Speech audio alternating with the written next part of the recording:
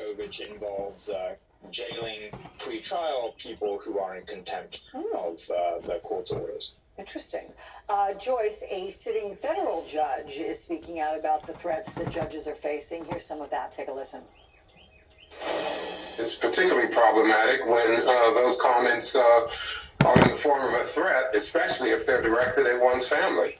I mean, we do these jobs because we're committed to the rule of law. I think it's important that as judges, we speak out and, say things in reference to things that conceivably are going to impact on the process. Because if we don't have a viable court system that's able to function efficiently, then we have tyranny.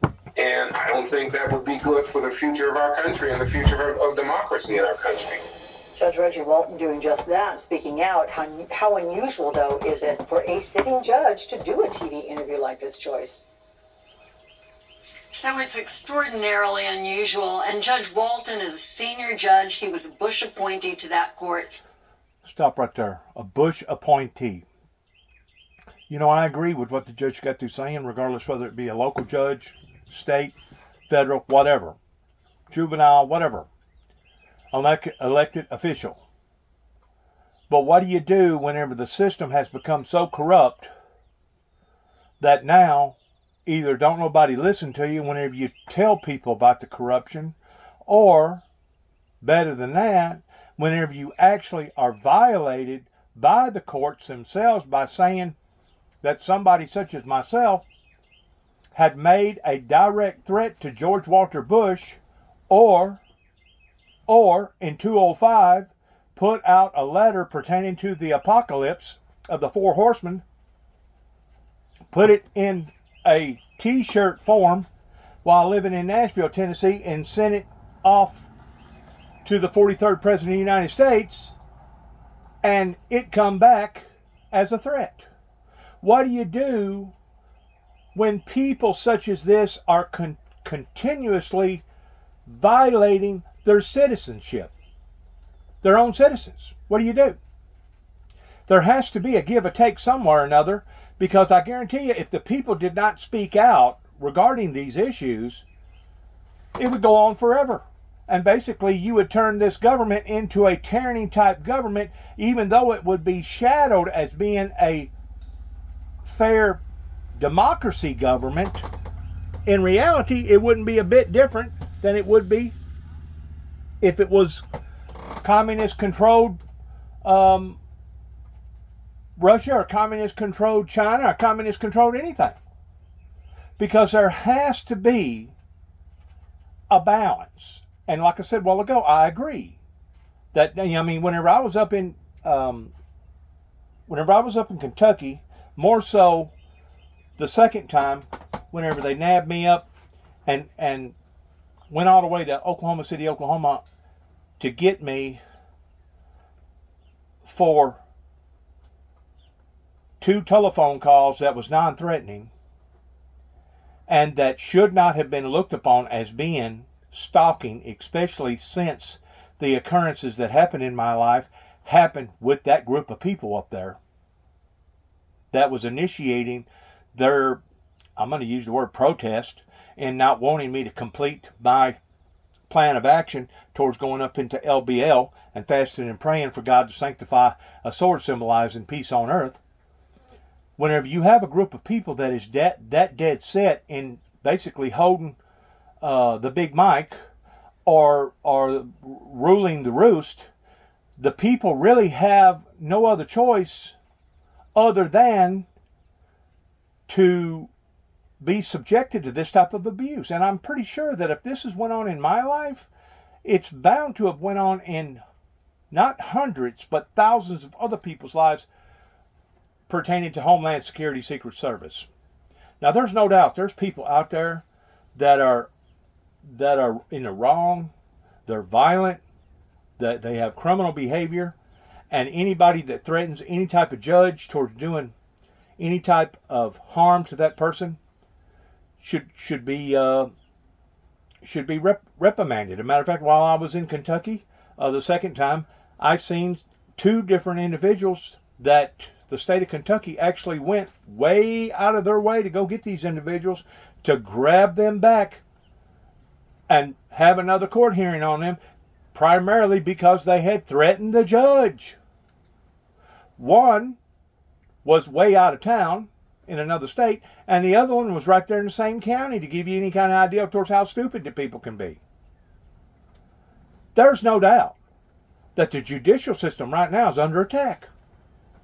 But the judicial system has brought this upon to themselves, and that's the reason why that I continue to say that it couldn't have happened to a better group of people regarding everything that's going on.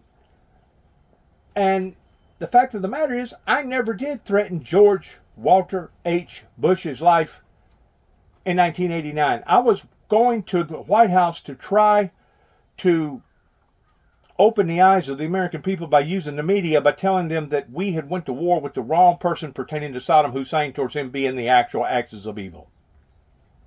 Now, whether or not you choose to want to believe that or not, that will be up to you.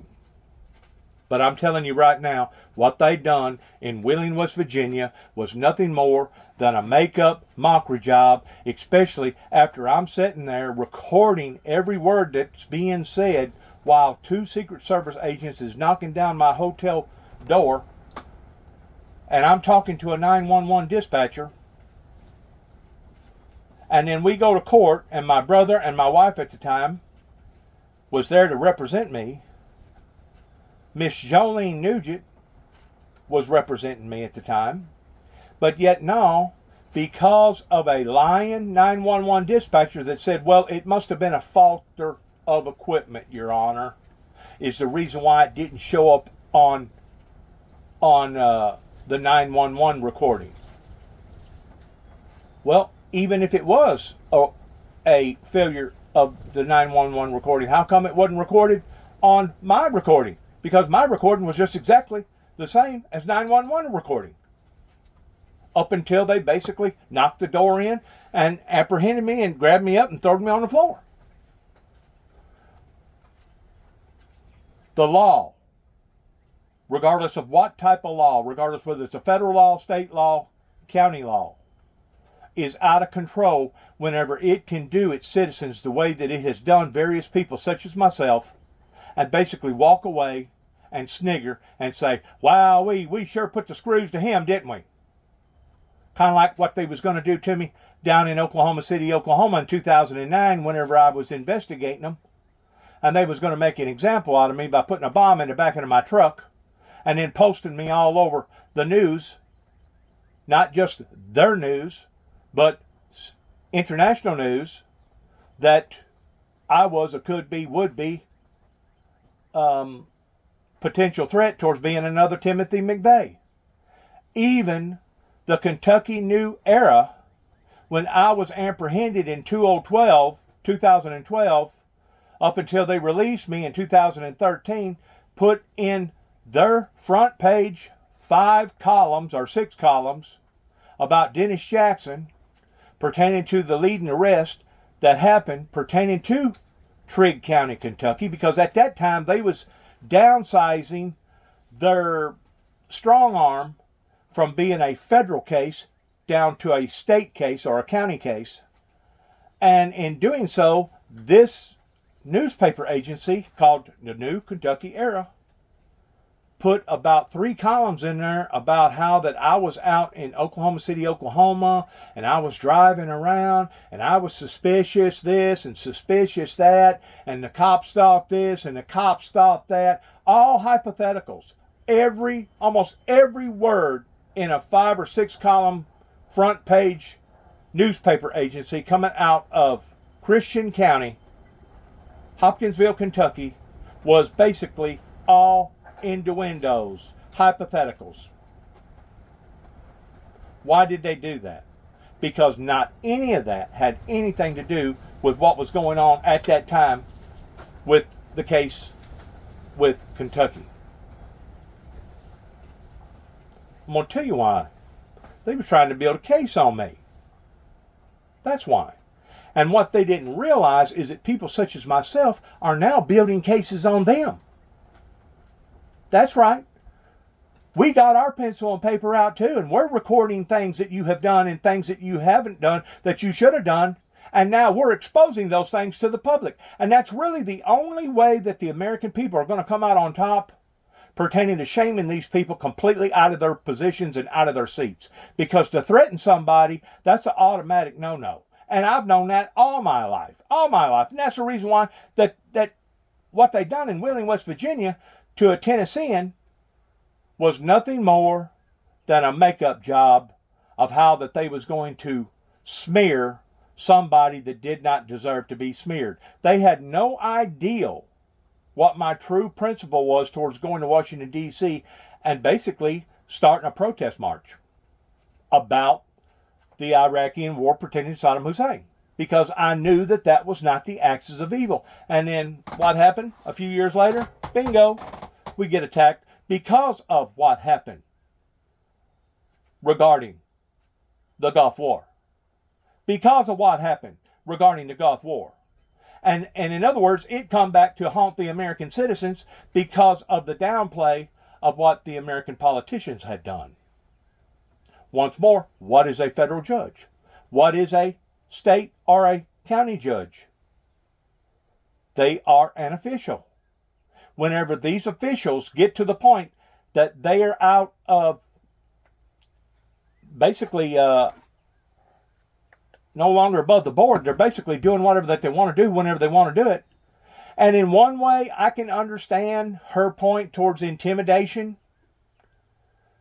with Donald Trump being who Donald Trump is in the position that Donald Trump is in. But at the same time, does not Donald Trump have the same right to be able to voice his opinion? Whenever you go to gagging people, whenever you go to put muzzles on people like you would muzzle a dog or a cat, then you're basically violating that person's freedom of speech. And if you're going to violate that person's freedom of speech openly, that's telling me that our Constitution is nothing more than a mockery.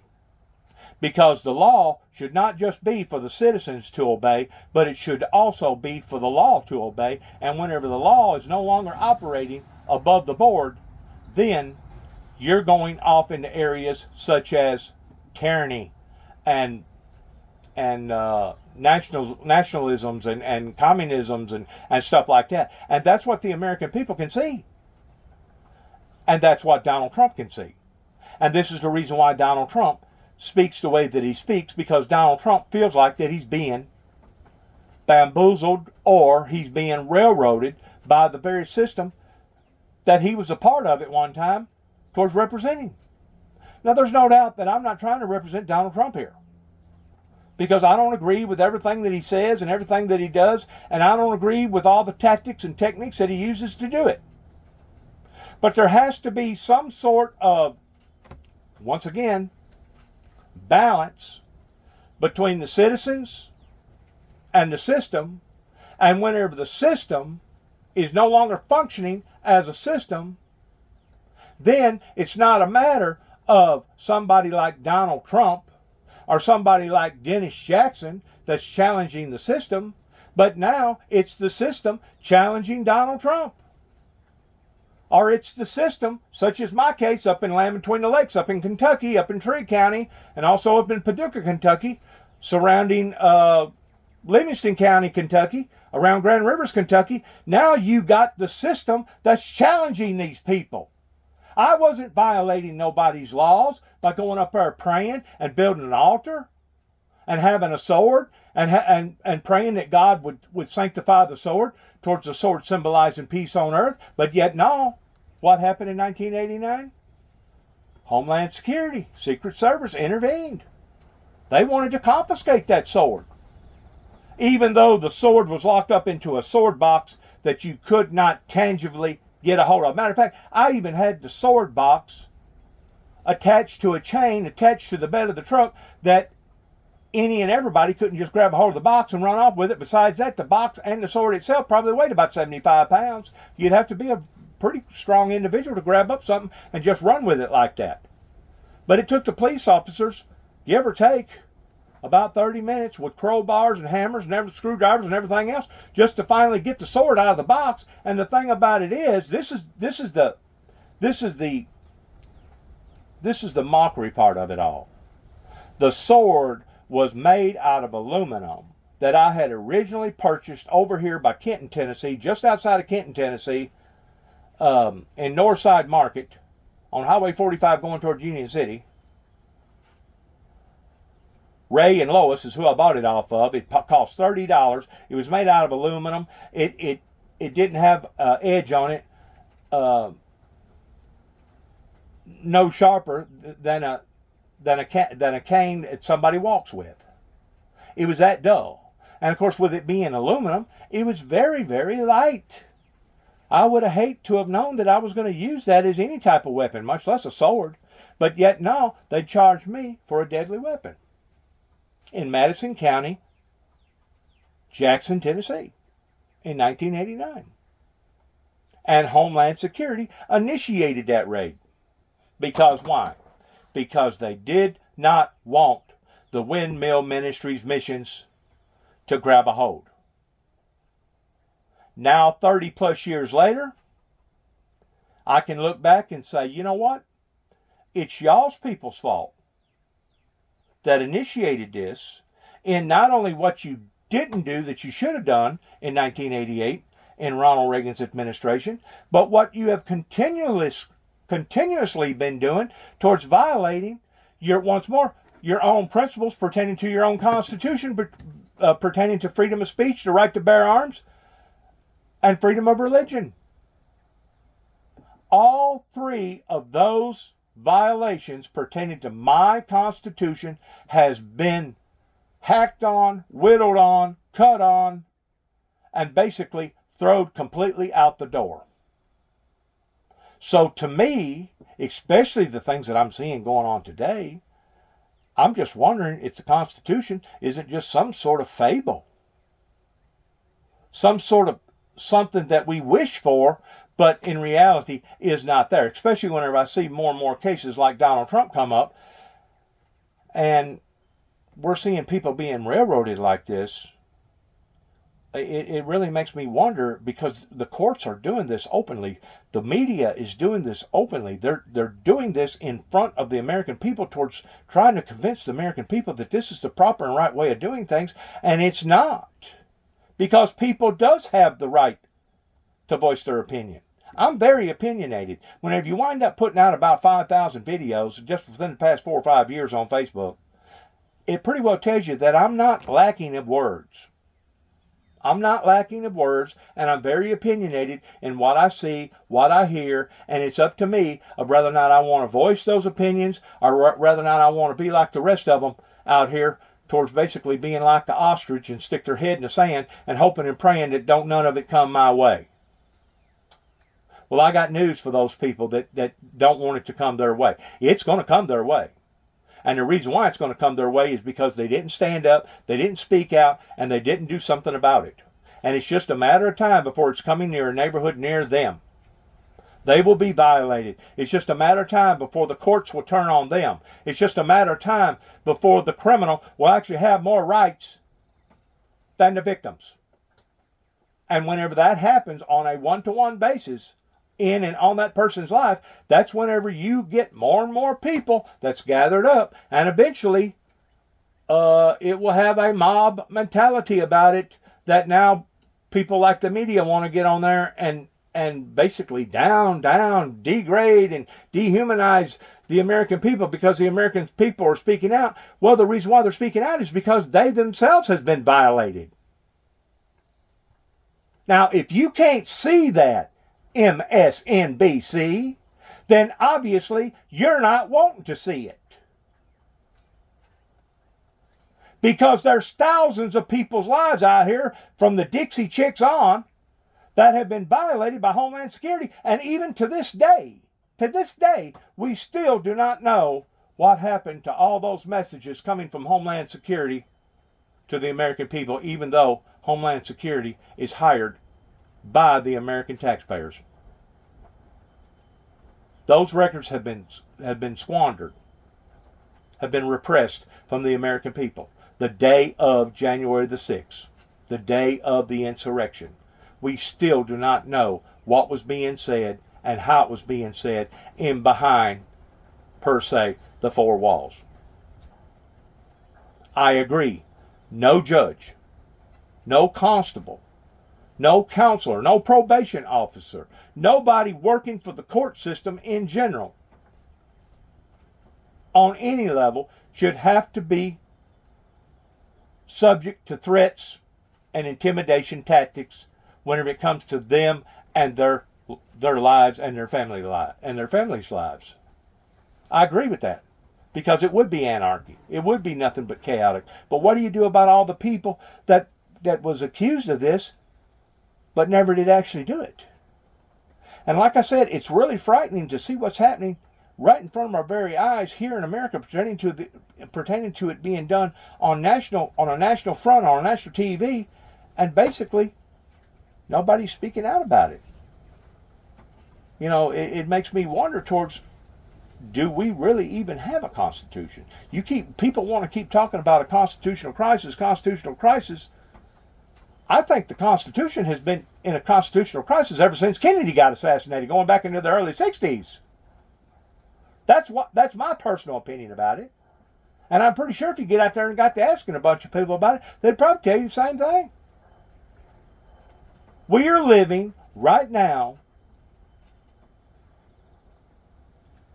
in a country that we, the people, are subjected of having somebody knocking on our door at 2 or 3 o'clock in the morning and dragging us out of the house, handcuffing us, and not having a clue what the hell we have done, and not being represented by proper courts.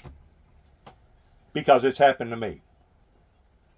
It's in not only 1989, but in Wheeling, West Virginia, and I can go down a long list, just like out in Oklahoma City, just like out in Kentucky, just like right here. 2 different events are in 2 different areas. One was in Davidson County, where they went all the way to Knoxville, Tennessee to pick me up, and then come to find out there was no representation of the warrant that they claim that they had, and I still to this day don't know if that warrant was valid or not. But then the events that's happened to me right here in Weakley County in Northwest Tennessee. So I've got proof, if anybody cares to want to look at it and analyze it towards what has occurred under the Freedom of Information Act. And that's another thing that the state of Kentucky, the way that I understand it, is trying to nullify towards telling their own citizens that, hey, you don't have this right, and if you do want to find out something, you got to jump through more hula hoops and cartwheels just to be able to get to the bottom of whatever that you're wanting to get to the bottom of. Well, what is that telling me? That's telling me that the system that's already corrupt is wanting to become even that much more corrupter in hiding its inadequacies, or hiding its faults, hiding its failures, hiding its transparency that should be transparent to the rest of the citizens of Kentucky. That's what that's telling me. Wanting to make it that much more harder for anybody to be able to go in and do a Freedom of Information Act on somebody and find out what the heck they're talking about. So they're not actually stifling the law, but they're making it so complex and so hard that you got to put forth that much more effort. If you're really and really truly and serious about wanting to get that information, it's going to take that many more days and that much more effort for you to get that.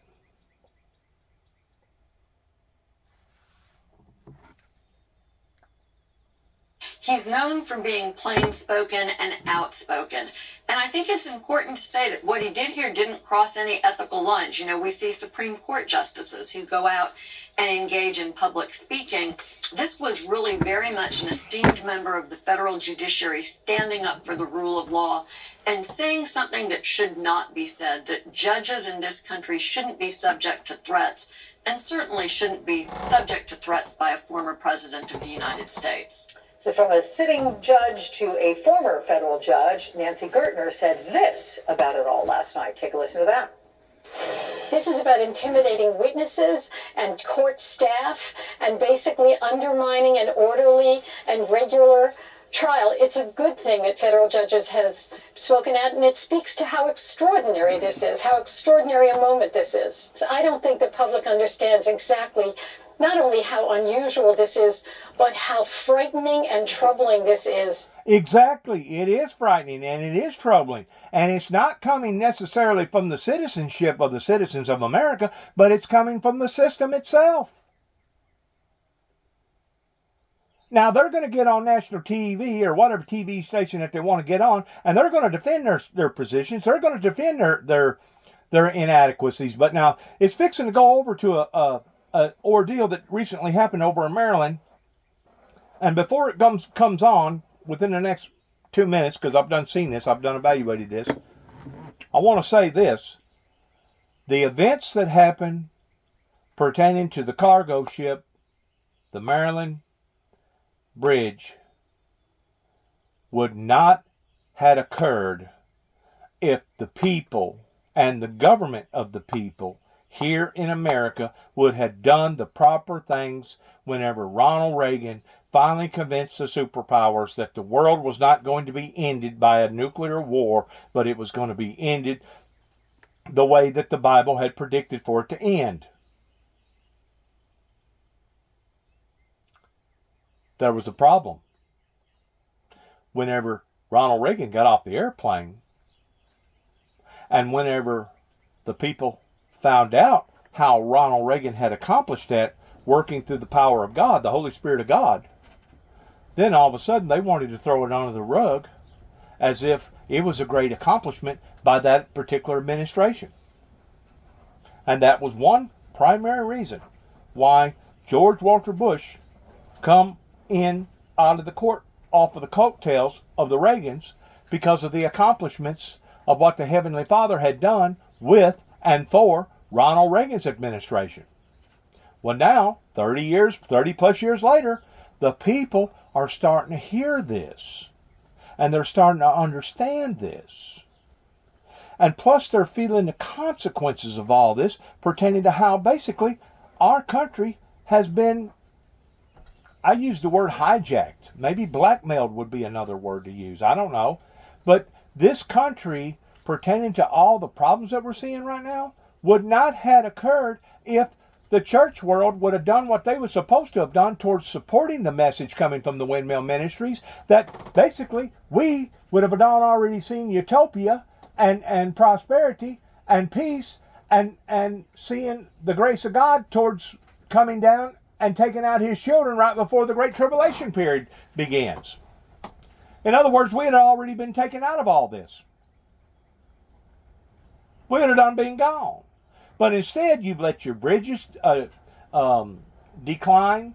You've let your roads decline. In the meantime, we've gone from a ship carrier of X amount size to now 3 to 5 times that size. And we have recently seen, just within the past few days, of just exactly how powerful that one of those cargo ships are, which is basically the same type of power as a destroyer.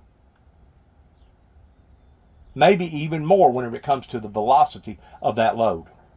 I'm going to say it probably would be. In other words, a destroyer that runs into an embankment or runs into a pillar, a bridge pillar, would probably do less damage than what we've seen on TV just within the past 72 some odd hours ago. Now, granted, a destroyer that's got the power on that destroyer, kind of like a nuclear sub, can't nobody compete with that unless you got a nuclear sub or another destroyer. But I think you pretty well get the message of what I'm trying to say here, is that whenever our government is no longer participating for the will and the benefit of the American people, especially whenever people that are supposed to be running the show obviously are not on top of their game in understanding that no longer are we dealing with this amount or size of a vessel, but now that vessel is 3 times that big. What are we going to do about all this old stuff out there that was built not under those laws, but now are subject of being basically destroyed or causing a calamity in that particular country or that particular area's life? Our politicians has been asleep at the wheel. not just in safety, maritime laws pertaining to bridges and etc., but they've been asleep on every level that they have allowed for this crap to come into people's lives that is right now not just destroying people's lives, but is literally killing them. I mean, you can destroy a person and never touch them. Basically, put them out on the streets because of various circumstances. You have destroyed that individual's life, or you have created an atmosphere around that person to the point that that person feels like that the only way that they can survive is to be a lawbreaker, is to be a criminal towards getting out here and taking a chance in trying to make their money on the black market. The American people are being played. They're being played by a corrupt system right now, and I really and truly believe that's one reason why Donald J. Trump, and once more, I'm not trying to stand up for him and stand in his corner pertaining to some of the outlandish stuff that he says, but the fact of the matter is both sides have created this. Both sides should share the responsibility for the destruction of this. But yet now they're still trying to pass the buck one to another. Oh, it's their fault. Oh, no, it's Republicans' fault. Oh, no, it's the Democrats' fault. Oh, no, it's this fault. No, it's total chaos anyway. It's anarchy anyway. And who's doing this? The courts, the system, the politicians, the ones that are running the show. Is because if we can't have orderly trials, we can't have trials. So then, Joyce, what can Judge Mershon do to keep this trial orderly? Yeah, so I think this is so important because to be plain spoken about this, how does this land with potential witnesses and jurors in case? When you see that the judge can't protect his own daughter, when you see, for instance, as Donald Trump did yesterday, retweeting a photograph of a kidnapped and bound Joe Biden and no one acts, how can we expect jurors to vote their conscience when it comes time to render a verdict? Well, judges have the authority to protect the integrity of their courtroom proceedings. And I think it's time for the They don't have the right to protect a corrupt court that is operating not above the board. They do not have a right to push themselves around in any form or fashion. That's just like what went on down there at Waco pertaining to overbearing group of people down there that exceeded their rights to the type of force that they was bringing upon to a group of people down there that basically created not just that scenario, but also helped to create the scenario that happened down in Waco, Texas. Putting both incidences together comes up to about 250 people that's died because of the system. Is anybody holding them people liable?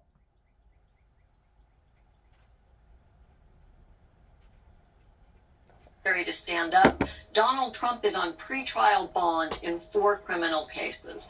Those judges have the authority to do something.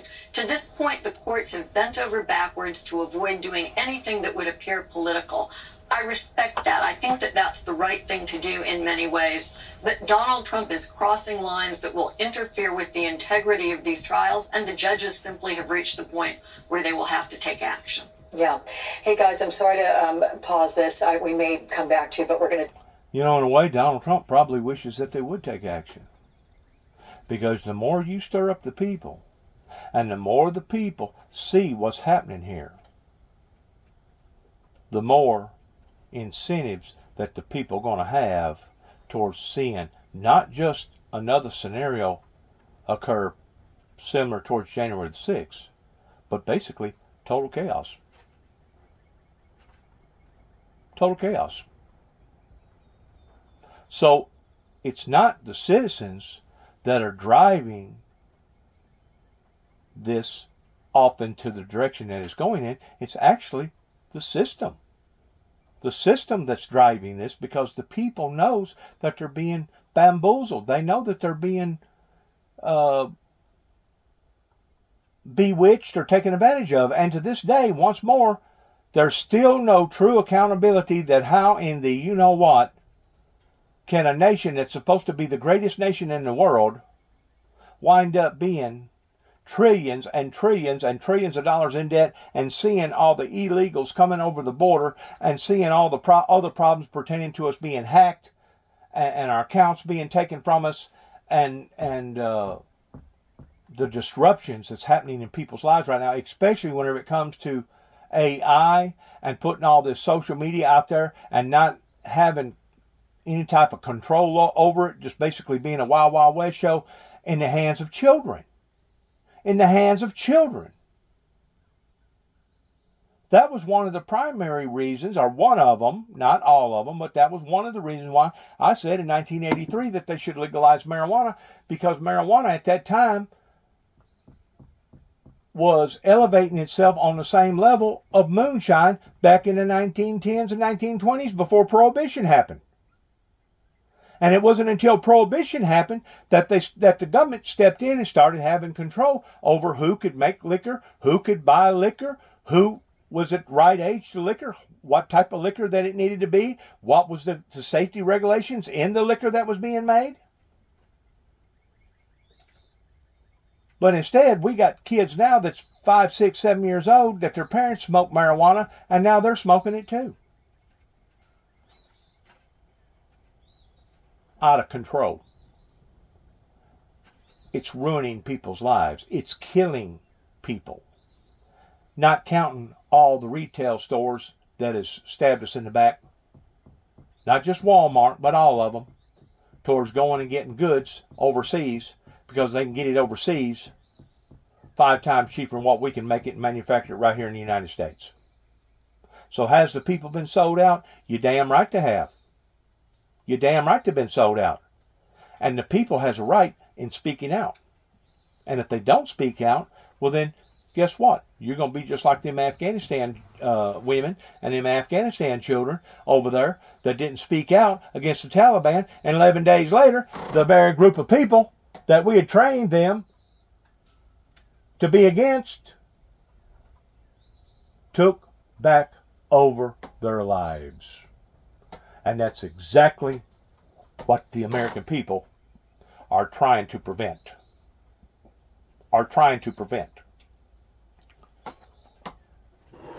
Tyranny is tyranny. You can color it up, picture it up, displace it, distort it, camouflage it any way you want. But tyranny against the will of the people is still tyranny. Back to, but we're going to take right now that news conference. We have Governor Westmore. Let's take a listen to what's happening there in that Baltimore Harbor behind him. And they are on our hearts, and we're thinking about them now and always. Now, everything he's saying is good. And his approach towards the problem that has occurred is good. Looking at it from hindsight. But what about the leadership roles that could and should had prevented from something like this of ever happening, that begins at the White House? They claim that crap basically rolls downhill. It starts at the White House, from the White House to the courthouse, to the courthouse, to the schoolhouse, to the schoolhouse, to the outhouse. In other words, 30 years later, because the rapture should have already taken place in the very things that they was trying to prevent from happening, now we're seeing the repercussions of towards older bridges, seeing these massive Freightliners that did not exist in the mid 80s in the 1980s. It's only been in the past 30 plus years that they have created these freaking monsters. There was big ones out there way before the 80s or during the 80s, but nothing like they're building now. Which makes me wonder, what's the next size cargo carrier going to look like that they're spewing out? These safety issues that the American people are seeing have been not just grossly neglected, but basically on another level of just plain stupidity.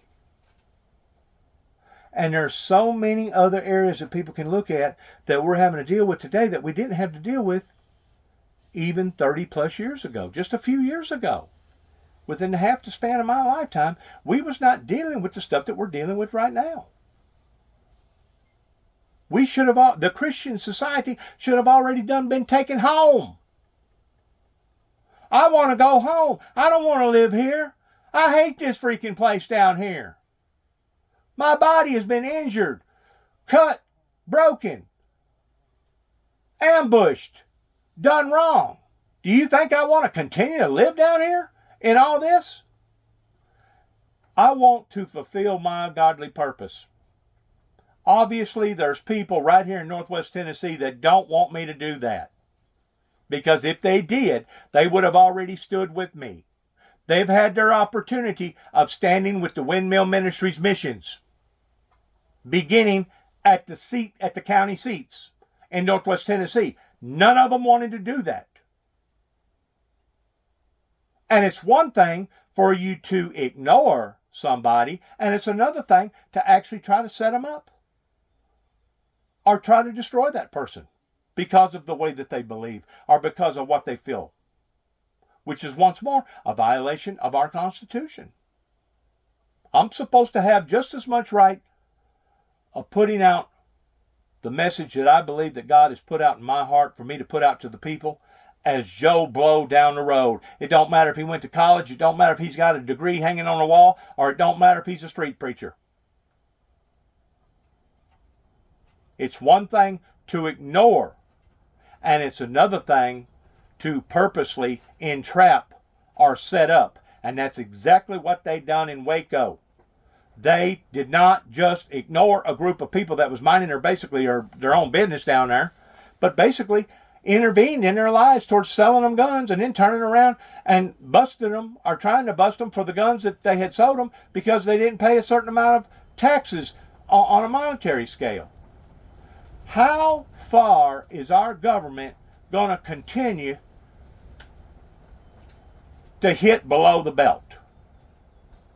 And how far is the American people going to sit back and allow for our American government to continue to operate this way?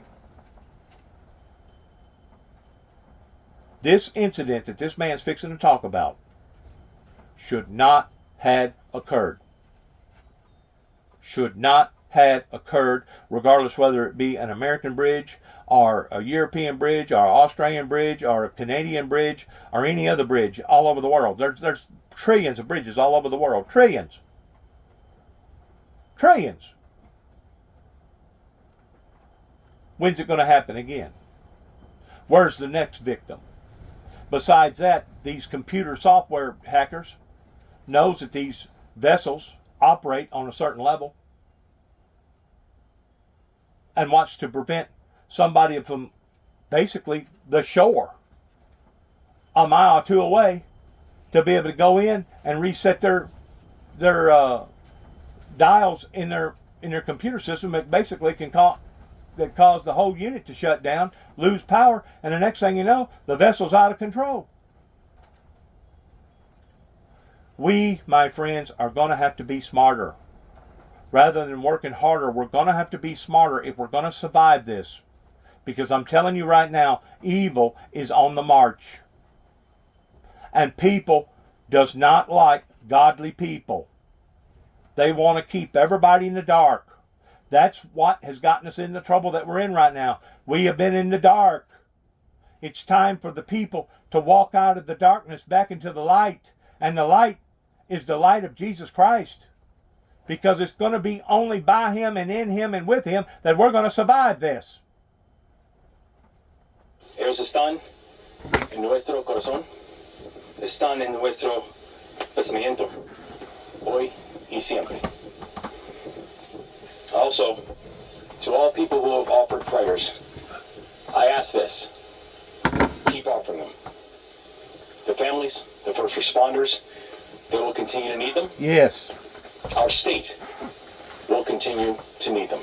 The people in general, Today, yes. with the Maryland Transportation Authority's police headquarters. This is where our first responders and emergency personnel gathered the day of the collapse.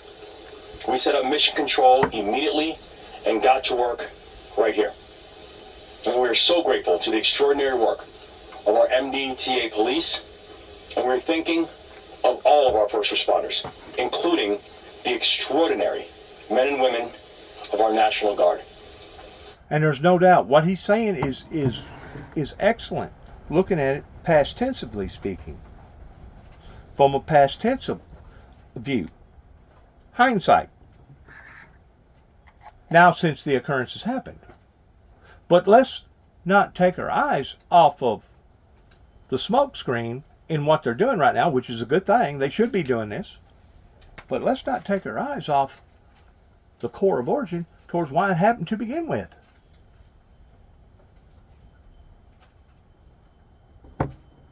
We're going to have to wisen up if we're going to survive this. We're going to have to pull together and engineer our thoughts together in understanding what has happened here. We are living right now in an era that I believe we shouldn't be living in. And you know, I feel like that God known that was going to happen, and that's the reason why it says the things that it says about that God will not put upon to thee none other burden to hold fast till he comes. Those who have not known the depths of Satan to hold fast till he comes. He's talking to the churches right there. He knew that something like this on this level was going to occur.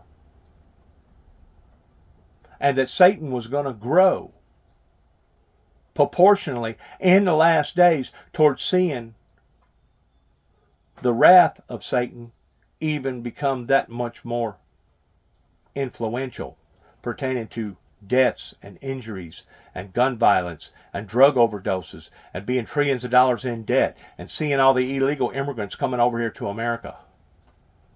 I truly believe that if you study those first 4 chapters of Revelations where God is talking to the churches there, that you will analyze that and say, you know what? God knew that we was going to be right here in the 21st century in 20 and 24, because the things that the Holy Spirit is talking to John to write and to put upon to the pages validates what's going on today in accordance to. This place holds a special significance for us. This place. This moment. Because in the time of that collapse, our work, and since the time of the collapse, our work has only accelerated. And we have a series of 24/7 operations currently underway. Unified Command are conducting planning and engineering assessments 24 hours a day. And should be. We have assets on the water enforcing safety zones 24 hours a day. And should be. We have assessments on the Dolly being conducted 24 hours a day. And should This be. is an around-the-clock operation. And we're going to ramp up our 24/7 posture in the coming days. I want to give special thanks to Admiral Gilreath and the Coast Guard, who have been working tirelessly. The Commandant of the Coast Guard was here just yesterday, and I had a chance to thank Admiral Fagan for her team's work, and we're grateful. We're grateful for them now and always. Now, today, I'll provide updates on the 4 directives that I've issued to this team. And as a reminder, first, we need to continue to focus on recovery. Second, we need to clear the channel and open vessel traffic to the port. Third, we need to take care of all of the people who have been affected by this crisis. And fourth, we need to, and we will, rebuild the Key Bridge. This morning, I received a briefing from Unified Command, and I've spoken with leaders all across the state, and also leaders from our fellow delegation, leaders from all across the country, and have been working on this response throughout. So first, on our recovery efforts. As I mentioned yesterday, we need to do more work on clearing the channel in order to move forward.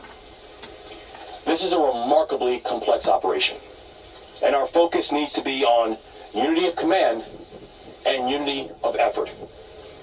Conditions in the water make it unsafe for rescue divers, and we're not just talking about weather and wind.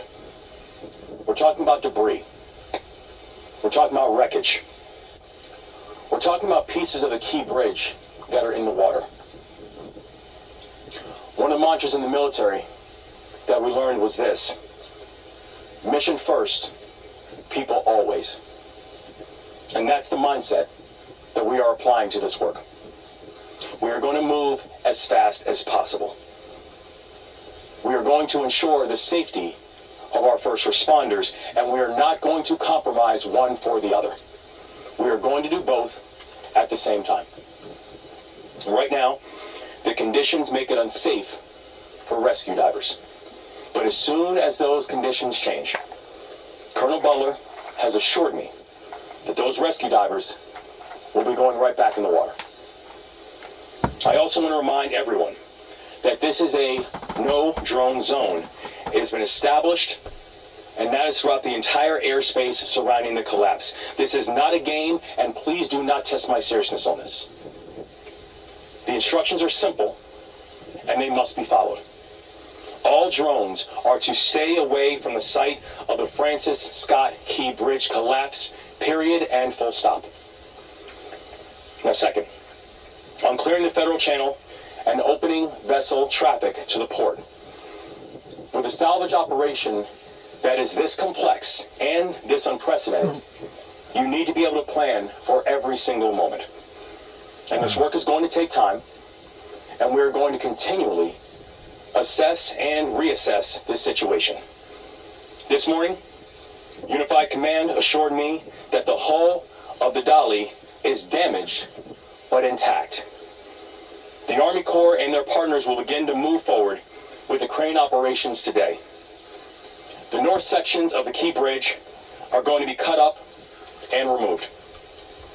This will eventually allow us to open up a temporary restricted channel that will help us to get more vessels in the water around the site of the collapse.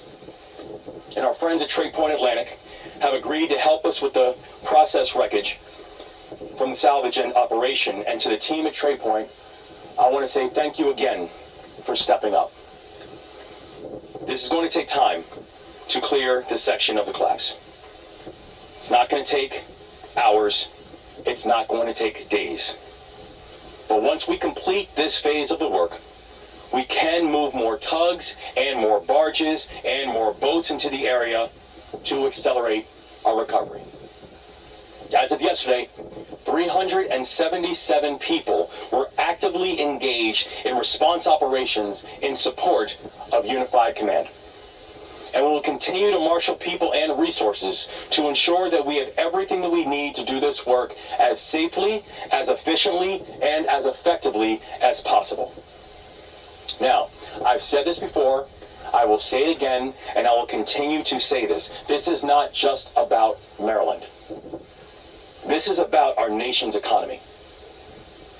The port handles more cars and more farm equipment more than any other port inside this country. And at least 8,000 workers on the docks have jobs that have been directly affected by this collapse. Our economy depends on the Port of Baltimore, and the Port of Baltimore depends on vessel See this traffic. crane right here? It's moving. Maryland's economy and Maryland workers rely on us to move quickly, and it's not just Maryland that is being impacted. I'm also talking about the farmer in Kentucky. I'm also talking about the auto worker in Ohio. I'm talking about the restaurant owner in Tennessee. This is impacting all of us. And the nation's economy and the nation's workers are relying on us to move quickly and to move together. Third, taking care of our people. I've said it already. Mission first, people always. Last night, the Small Business Administration accepted our request to approve a disaster declaration. And that declaration is now in effect. I want to thank the Biden-Harris administration for accepting our request within a matter of hours. And I want to personally thank President Biden for his constant support. Because of this declaration, small businesses affected by the disaster can now apply for disaster loan assistance from the federal government, and these are low-interest loans up to $2 million. They're going to help us ensure that our small businesses get the cash that they need to pay their bills and to keep people employed. The applications should be submitted online at lending.sba.gov by December 30th, 2024. I'm going to say it one more time so people can, so for those who missed it can hear it again. Applications should be submitted online at lending.sba.gov, and they should be in by December 30th of 2024. This declaration also empowers the state of Maryland to apply for new federal funding to pay for services and training for impacted workers and wage recovery. I've been briefed by the Maryland Department of Labor. They've assured me that they are working around the clock to get that application submitted ASAP. The Small Business Administration will also be establishing a business resource center on Monday. In other words, they're dealing with this the same as they would deal with Katrina or the fires out west or any other major event that would affect so many people's lives. And rightfully so, they should be.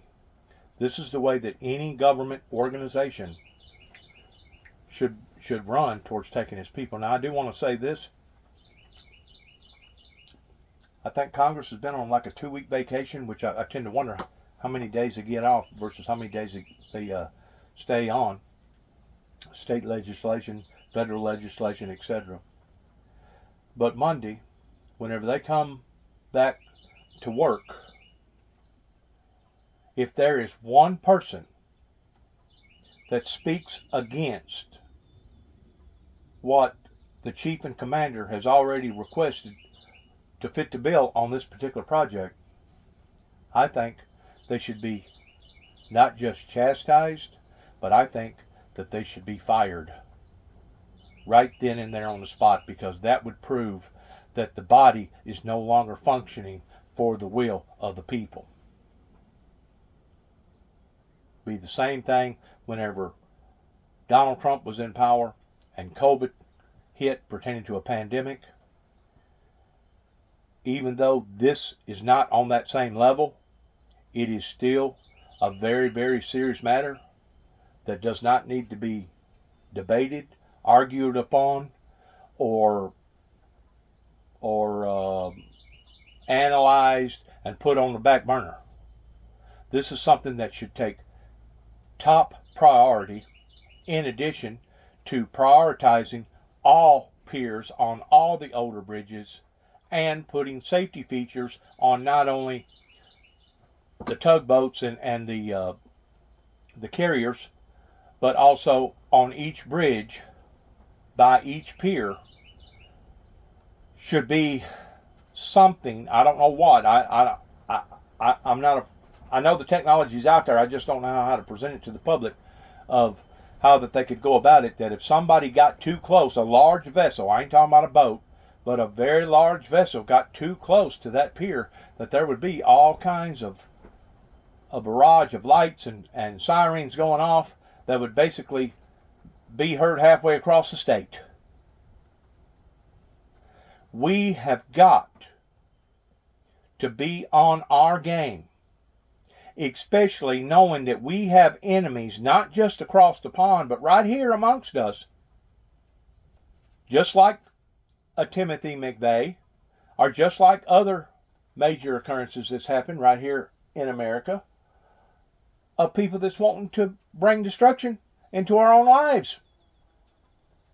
That's in addition to all the illegals that's coming over here right now that we know are some sort of a sleeper cell, just waiting for the right sign or the right movement to be able to ambush the American people and take us over. This is on a level right now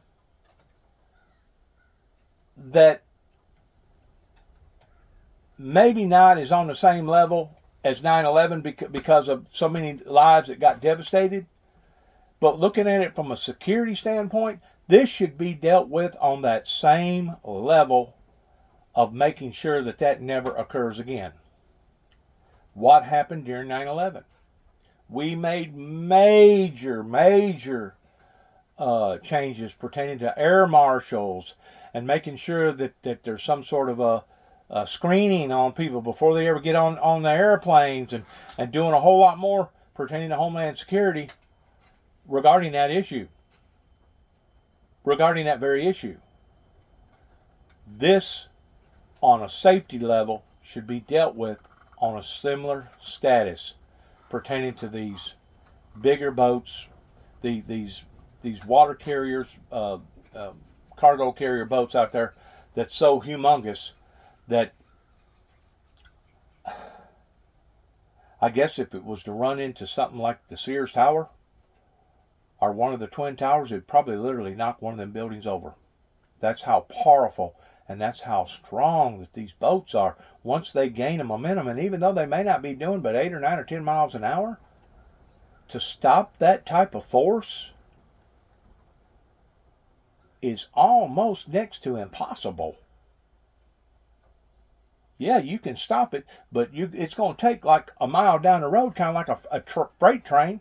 You can't stop a loaded freight train that's doing 35 miles an hour in 20 or 30 or 40 or 50 feet or 100 feet or 1,000 feet. It takes about a mile to stop one of them things that's up and going like that if they're going to stop it all at once. People are going to have to be wise in using safety measurements that the old school thinking back years ago, throw all that crap out. We're no longer dealing with the things that we was dealing with 30, 35, 40, 50 years ago. On Monday, we will get that location information to you as soon as we know more. Now, fourth, on rebuilding. I said it yesterday. We cannot rebuild the bridge until we have cleared the wreckage. But we're going to get this done. We will clear the wreckage, we will move the dolly, and we will rebuild the Francis Scott Key Bridge. We are going to do that because we are Maryland tough and we are Baltimore strong, and you can bet on that. So in this moment, I'm going to hand it off to Senator Chris Van Hollen, and also, in order, we're also joined by and being received briefings by leaders from the U.S. Coast Guard, the Maryland State Police, the Maryland Department of Transportation. We're also here with Baltimore City Mayor Brandon Scott, Anne Arundel County Executive Stuart Pittman, and other leaders. And now, I'm honored to turn it over to Senator Chris Van Hollen. Thank you, Governor. I don't know what he's going to say, but before he does, going back to the actual salvage part, because they have implemented so many things in there right now pertaining to cranes and everything, I made a statement that it'd probably take about 90 days before they could clean a pathway to where they could start bringing in and out cargo.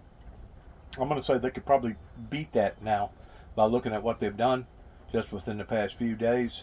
Probably about half that length of time. They can open the channel up to where they know that that's where the boats are going to be safe at.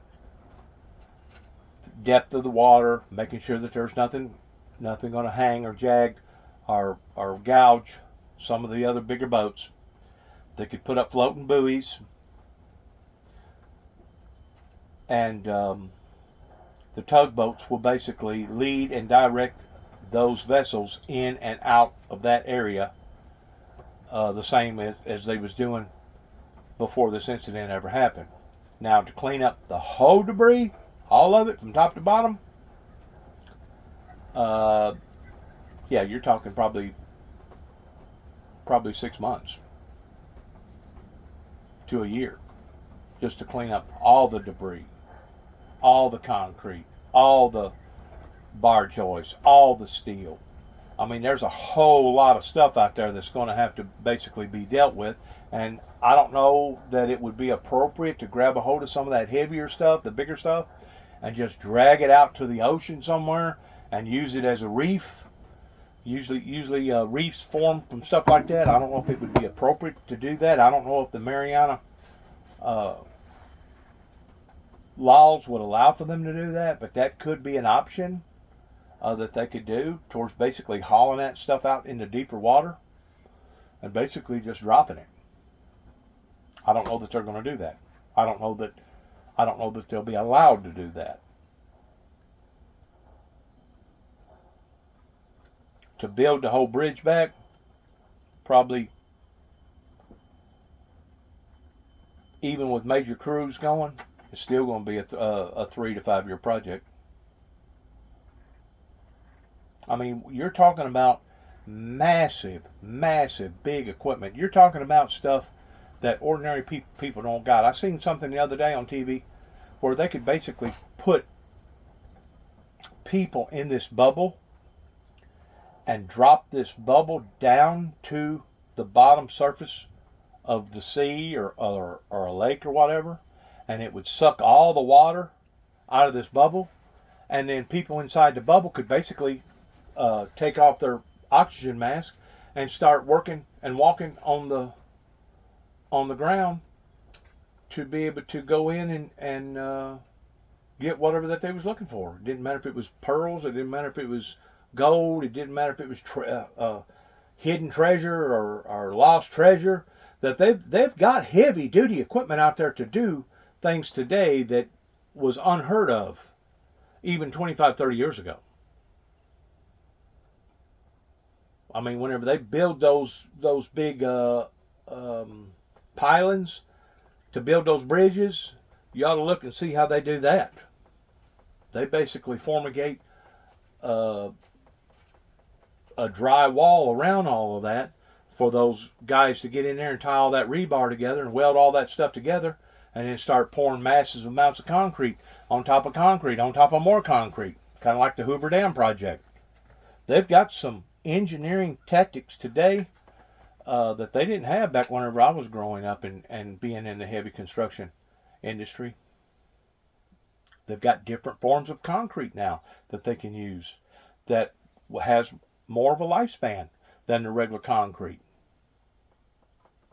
They can put fiberglass in concrete. They can color concrete. They can do all kinds of things to concrete that they didn't do many years ago. Thank you, Governor. And I want to thank you, Mayor Brandon Scott, County Executive Pittman, County Executive Olszewski, for first and foremost doing everything you can to support the families of the 6 individuals, the 6 souls that we lost. I know all the efforts you're undertaking to make sure they know that the community in our state stands with them. So thank you. I also want to say to our first responders, thank you not for just what you did at the moment of the crisis, but what you continue to do, and to the divers who are going to be looking at the wreckage so we can figure out the best plan forward. As the governor has said, our priority is to make sure that all those thousands of Marylanders and others whose livelihood depends on the Port of Baltimore get back to work as soon as possible. And that means, number one, making sure we have the channel open, but in the meantime, doing everything we can to support them and their families. And again, I want to thank you, Governor, and the General Assembly for the fast work that you've undertaken through emergency legislation to address that. I spoke this morning to Acting Labor Secretary Julie Sue. She is also, as you know, working with the Maryland team to do everything possible at the federal level to support those workers and those jobs as we work to get the channel open and the port open. Small businesses, the governor mentioned the good news from today. The SBA administrator, Guzman, very quickly reviewed the state's request. And those are emergency low-interest loans that will go to support small businesses, 4% over 30 years.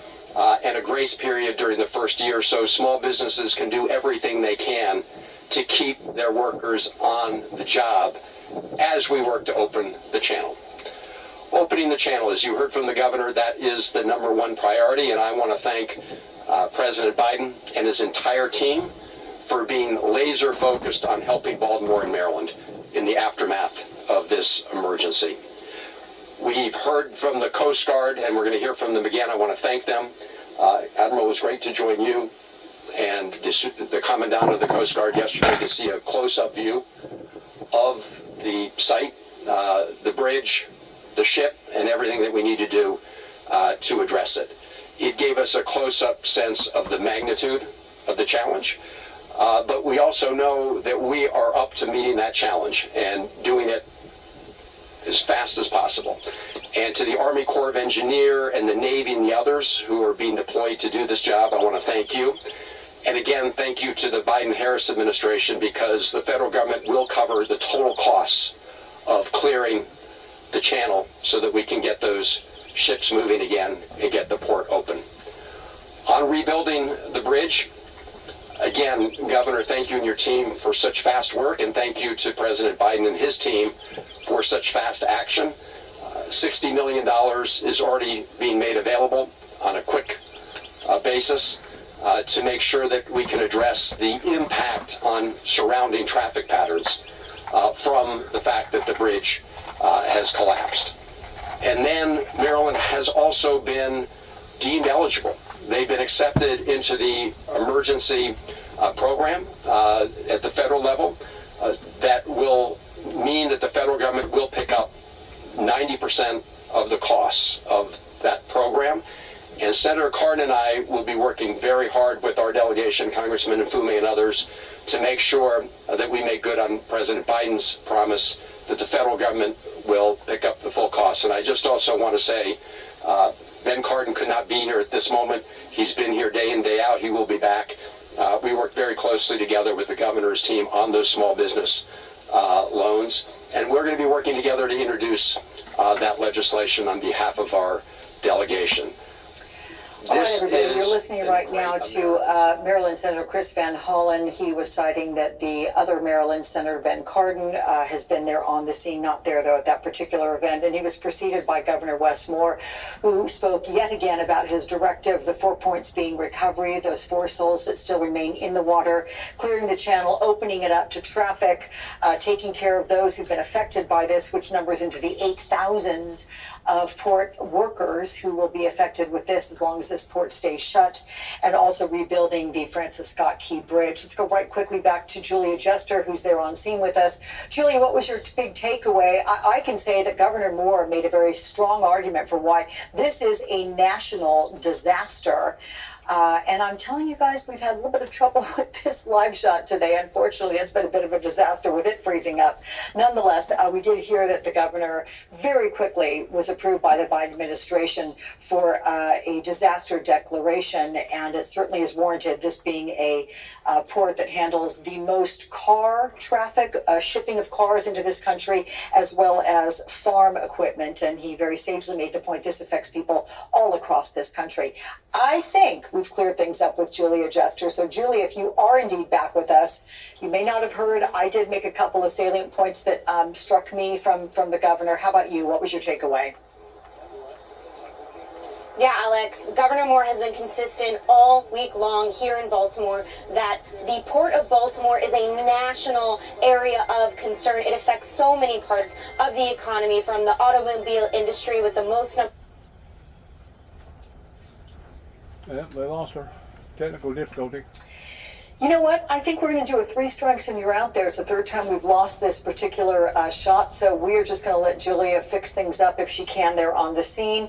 And for all of you, we were having a very interesting conversation with Hugo Lowell and Joyce Vance, so we're going to take a quick break and come right back and finish up that, talking about the Trump trials after a short break. Stay with us.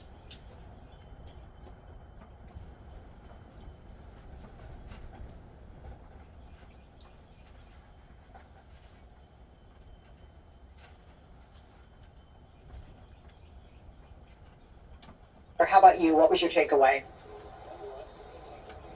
Yeah, Alex, Governor. I've got a thought pertaining to salvaging the metal out of those areas.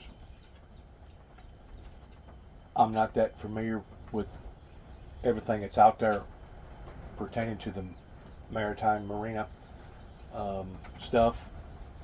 I got a good friend that works for the Corps of Engineers that's been stationed down in Louisiana, New Orleans, towards building back a lot of their levees and stuff down there for past 5, 6, 7, 10 years. But I'm just wondering if anybody has thought of the idea about how that these salvage yards that's got these humongous batteries, and I guess they're supercharged through some sort of electronical system, kind of like a big generator or whatever that's running, to be able to give it that kind of juice that can basically pick up a whole automobile like it's nothing and toss it wherever that they want to put it and go get another one. I'm just wondering if anybody's ever thought of anything like that towards putting it on these booms, of it being a big magnet and going into that water and grabbing a hold of some of those bigger beams.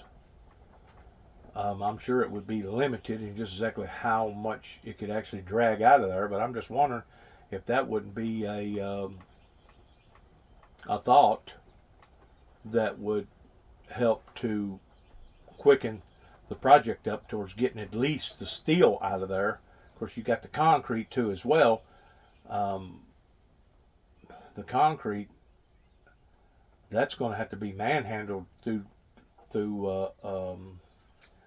basically divers going in and tying cable or rock, cable or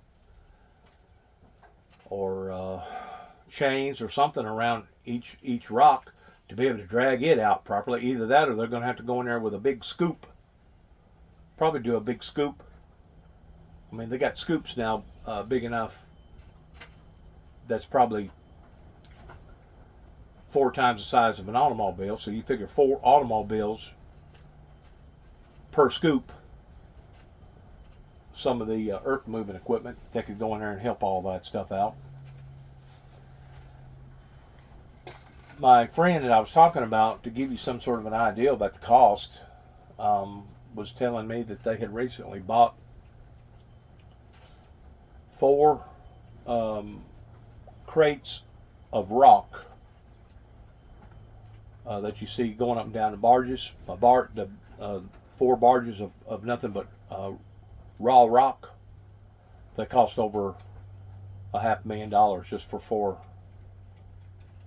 loads. All this stuff is extremely, extremely expensive. And I just imagine what they'll probably do once they do get all that out and they start building. They'll want to go in there with big boulders, bedrock, to realign the stability of the bed of all that. Even though it ain't necessarily in a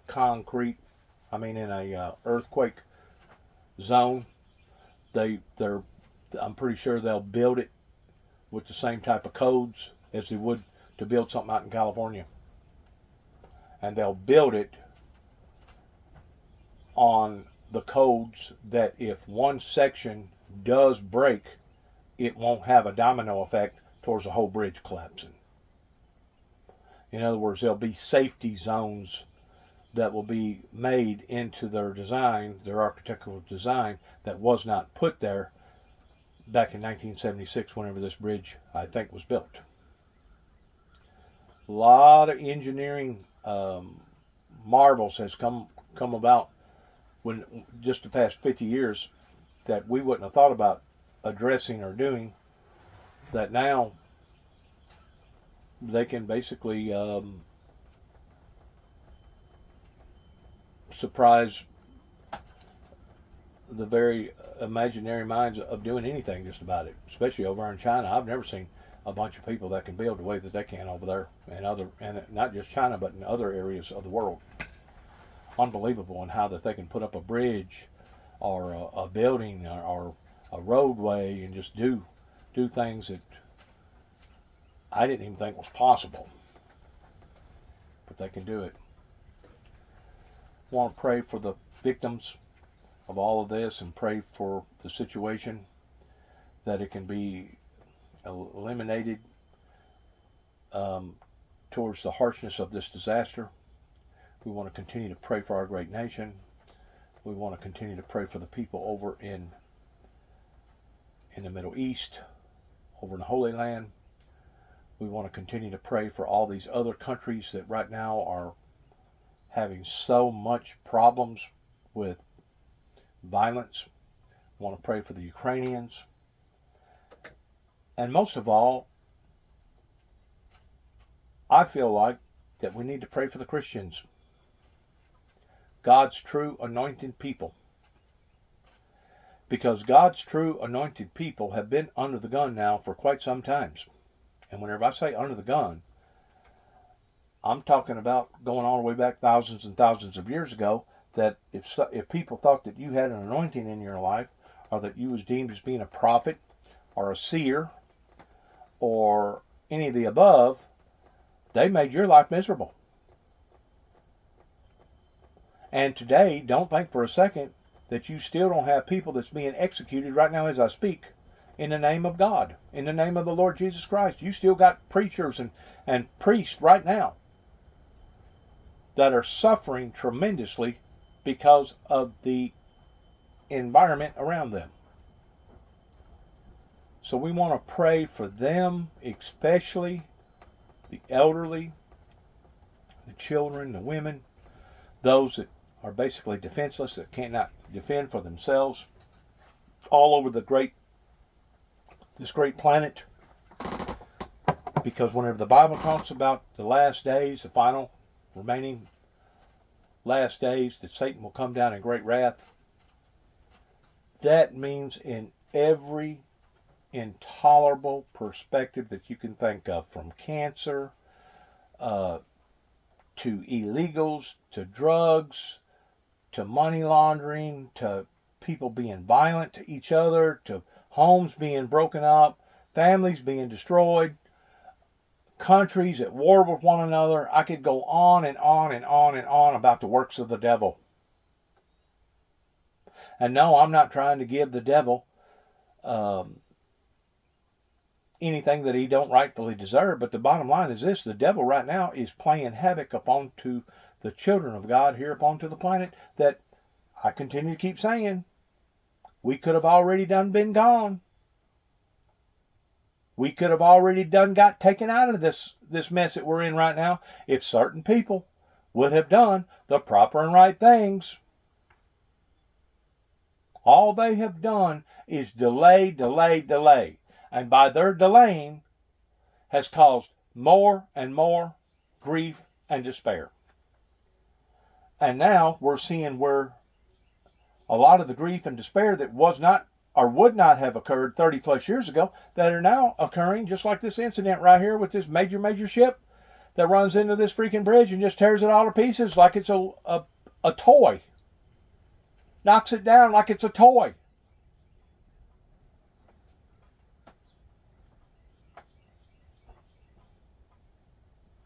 Good luck to all of us. Father, eternal God, we thank you, Lord, for this day. We thank you, God, for you giving us the ability to be able to recognize these things and be able to know the differences between good and evil. We pray, Lord, for the workers and the worker safety that's going to be in charge of all this massive undertaking that's going on right now pertaining to the Baltimore Bridge. We just pray, God, for the victims' families. We pray, Lord, that these problems will be solved and that we will be that glorious city that sitteth upon to the hill of that thousand light that you desire for us to be. We know, Father God, that it has been the hindrances of the works of the devil that has delayed your coming. But we also know that as long as there is life and as long as there's breath within our bodies, that there's always hope for a better tomorrow, for a great and glorious grand future ahead. We want to pray, Father God, for each and every person who are true to thy will and thy way, and that you will protect them and take care of them. We want to pray, Lord, that you will lead us not into temptation, but that you will deliver us from this evil here on this Easter Sunday, pertaining to your glorious superpower of knowing that it's only in you and by you and with you that we can do any or all the above. In Jesus, your holy name, we ask. May God have mercy on us all. And amen.